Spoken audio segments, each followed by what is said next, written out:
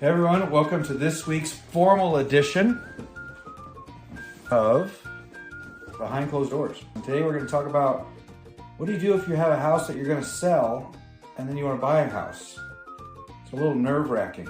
I just had a client I just sat down with and I figured it'd be a good thing to talk about. It is doable and I've successfully completed that task numerous times, but it's not without its share of anxiety and stress. So it's important that you plan properly. So in this case, I have a client that wants to sell their house.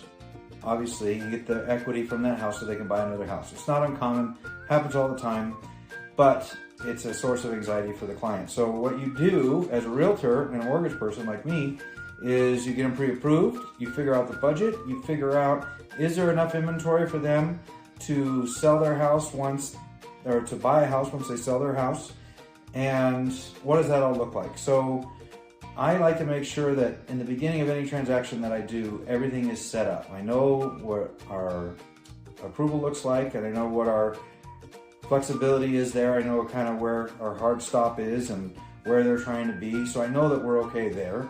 We figure out the market on selling the house, and you go start shopping. You get your house under contract, you don't shop yet.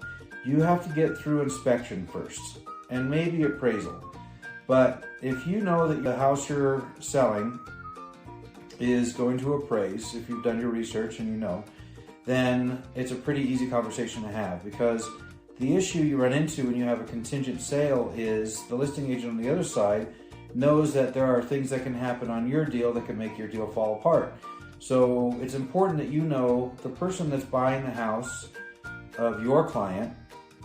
What's their credit situation? Are they conventional FHA? Is it a good loan? What information can you find out? Have they been in the area a long time? Do they have long-term jobs? Is this a stable person?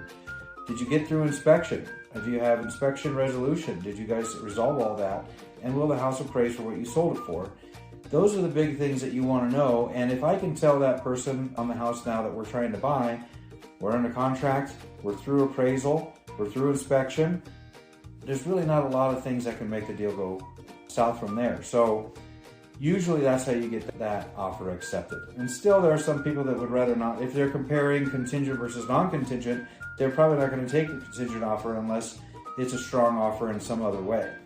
But it can be done, and there are ways. And the other thing I do is if someone wants the buyer of the house that we're selling, I ask for a 60-day rent back, or a 30-day rent back really, to where after you close, you have another 30 days to finish buying your other house. So there's a lot of different ways you can get this done, but you got to work with someone that's done it before and knows the ins and outs. I can help. Plus, I dress up.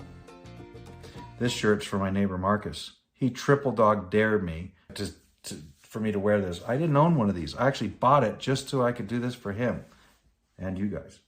Thanks for watching.